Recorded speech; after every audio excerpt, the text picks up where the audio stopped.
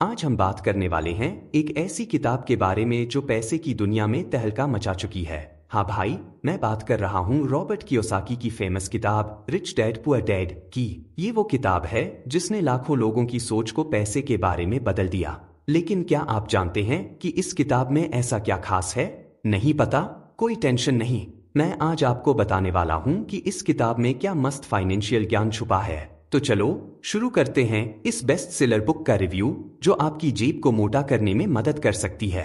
Summary of की chapters. Chapter 1, rich dad poor dad. किताब की शुरुआत में कियोसाकी बताते हैं कि उनके दो डैड थे, एक उनके असली पापा पुअर डैड और दूसरे उनके दोस्त के पापा रिच डैड। कियोसाकी कहते हैं, मेरे पुअर डैड हमेशा कहते थे पैसा पेड़ पर नहीं उगता, जबकि मेरे रिच डैड कहते थे पैसा बनाना सीखो। दोनों की सोच में जमीन आसमान का फर्क था। चैप्टर 2, पहला लेसन, अमीर पैसे के लिए काम नहीं करते।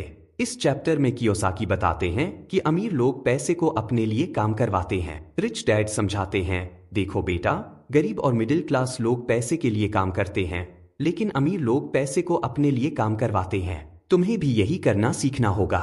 चैप्टर 3, दूसरा लेसन, फाइनेंशियल लिटरेसी क्यों जरूरी है।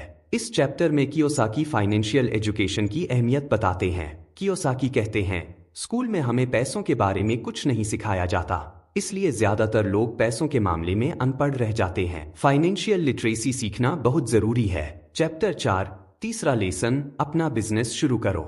इस चैप्टर में कियोसाकी बताते हैं कि अपना खुद का बिजनेस शुरू करना क्यों जरूरी है।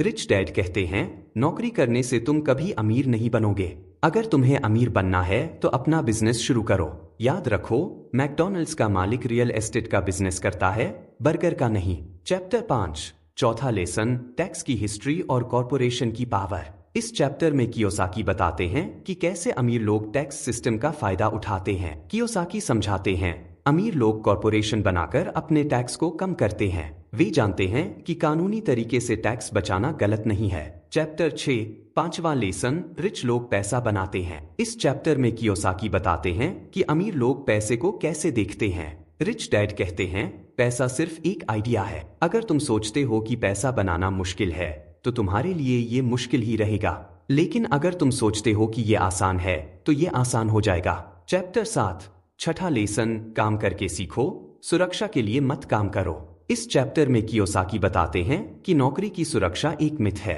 कियोसाकी कहते हैं, लोग सोचते हैं कि नौकरी सुरक्षित होती है, लेकिन आज के जमाने में कोई नौकरी सुरक्षित नहीं है।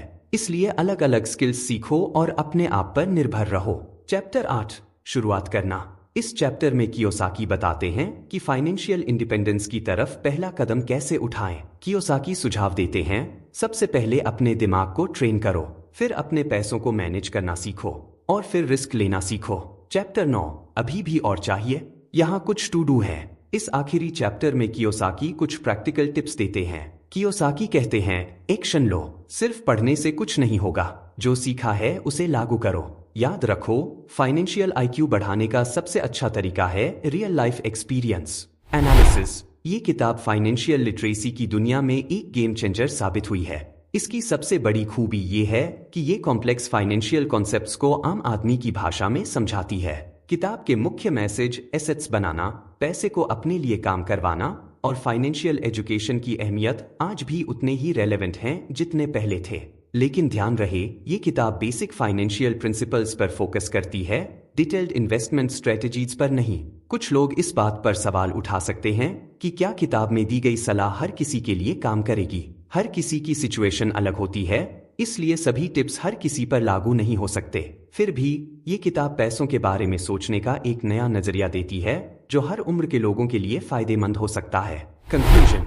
तो दोस्तों, अंत में यही कहूंगा कि रिच डैड पुअर डैड एक ऐसी किताब है जो आपकी फाइनेंशियल लाइफ को बदल सकती है। इसमें बताए गए टिप्स को अपनी लाइफ में अप्लाई करके आप अपनी फाइनेंशियल सिचुएशन को बेहतर बना सकते हैं। याद रखिए, अमीर बनने का कोई शॉर्टकट नहीं होता। स्मार्ट तरीके से पैसों को मैनेज कीजिए, रिस्क लेने से डरिए मत और देखिए कैसे आपकी फाइनेंशियल लाइफ बदल जाती है। चलो अब जाओ और अपनी फाइनेंशियल जर्नी शुरू करो।